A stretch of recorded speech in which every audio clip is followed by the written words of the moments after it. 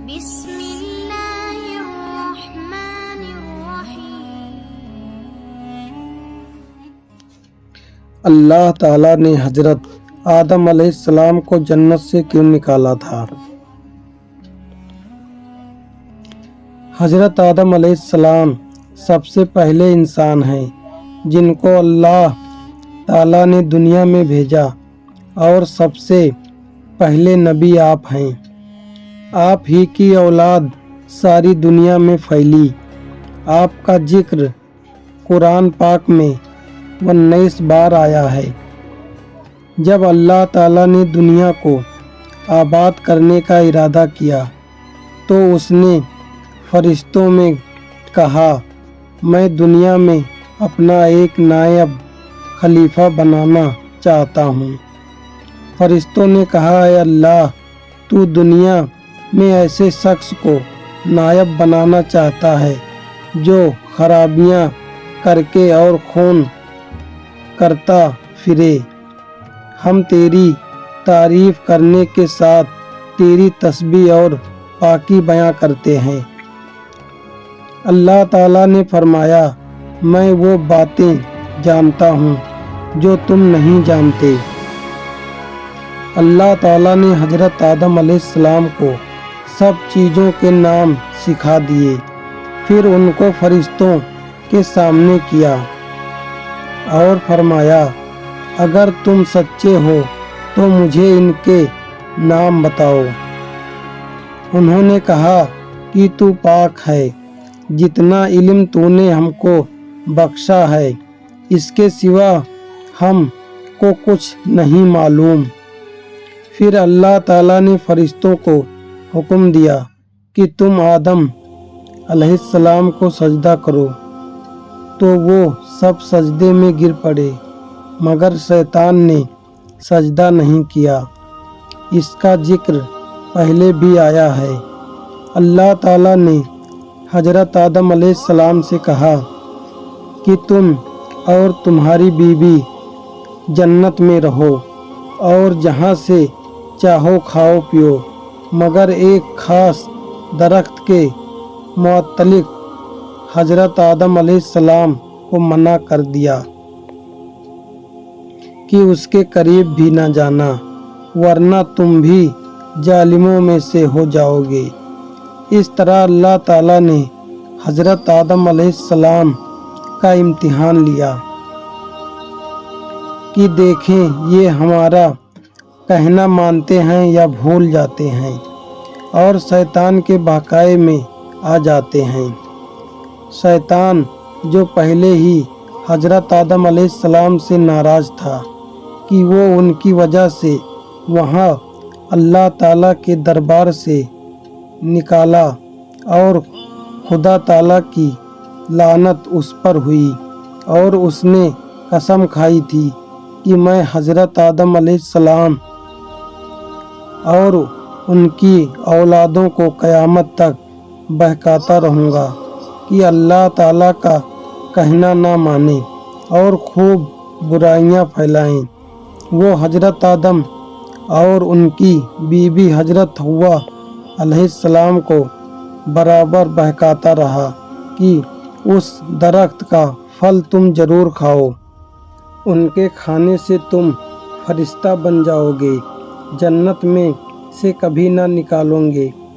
آخر ایک دن حضرت آدم علیہ السلام اور ان کی بیوی حضرت حوا بھول سے شیطان کے بہکاوے میں آ گئے اور درخت کا پھل کھا لیا۔ پھل کھاتے ہی دونوں ننگے ہو گئے اور جنت کا لباس ان کے بدن سے غائب ہو گیا، اور وہ جنت کے پتے میں اپنے بدن کو چھپانے لگے۔ اللہ تعالیٰ نے حضرت آدم علیہ السلام سے کہا کہ ہم نے کہا تھا کہ اس درخت کے پاس بھی نہ جانا اور شیطان کے کہنے میں نہ آنا، وہ تمہارا دشمن ہے، تم اس کے کہنے میں آ گئے۔ اب تم اور حوا جنت میں سے چلے جاؤ اور دنیا میں جا کر رہو۔ حضرت آدم علیہ السلام کو جنت سے نکالنے اور شیطان کے بہکاوے میں آنے کا بہت رنج ہوا اور بہت عرصہ تک اللہ تعالیٰ سے معافی مانگتے رہے اور روتے رہے کہ اللہ تعالیٰ مجھے معاف کر دے۔ آخر اللہ تعالیٰ کو رحم آیا اور حضرت آدم علیہ السلام کو یہ دعا سکھائی کہ اے ہمارے رب، ہم نے اپنے اوپر ظلم کیا اور تو ہم پر رحم نہیں کرے گا تو ہم بڑا نقصان اٹھانے والوں میں سے ہو جائیں گے۔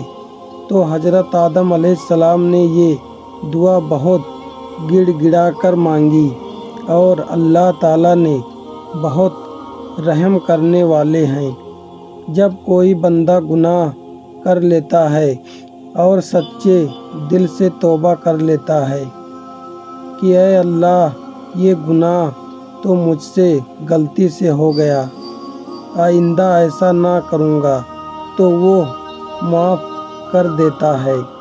چنانچہ حضرت آدم علیہ السلام کو بھی اللہ تعالیٰ نے معاف کر دیا اور پھر کہا کہ تم اور تمہاری اولاد دنیا میں رہو اور یہ بات یاد رکھو کہ جب میری طرف سے کوئی نبی علیہ السلام میری ہدایت کے تمہارے پاس آئے تو تم اس کا کہنا ماننا، جو میرے بھیجے ہوئے نبیوں کا کہنا مانے گا اس کو پھر نہ کوئی خوف ہوگا اور نہ غم ہوگا، اور جو لوگ میرے نبیوں کی بات کو نہیں مانیں گے اور ہماری آیتوں کو جھٹلائیں گے وہ دوزخ میں جائیں گے اور ہمیشہ اسی میں رہیں گے۔ اس کے بعد حضرت آدم علیہ السلام اور حضرت حوا علیہ السلام دنیا میں رہنے لگے، خوب جی لگا کر اللہ کی عبادت کرتی۔ ان کی بہت اولادیں ہوئیں اور دنیا میں سب جگہ آباد ہوتی رہیں۔ حضرت آدم علیہ السلام اپنی اولاد کو یہی بات بتاتے رہے کہ تم کبھی شیطان کے بہکاوے میں نہ آنا، وہ ہمارا دشمن ہے اور ہم کو بری باتیں کرنے کے لیے بہکاتا رہتا ہے۔ ہمیشہ اللہ کی عبادت کرنا، سچ بولنا، کسی پر ظلم نہ کرنا، ایک دوسرے کے نیک کاموں میں مدد کرتے رہنا۔ آخر کار حضرت آدم علیہ السلام 900 سال زندہ رہ کر وفات پا گئے۔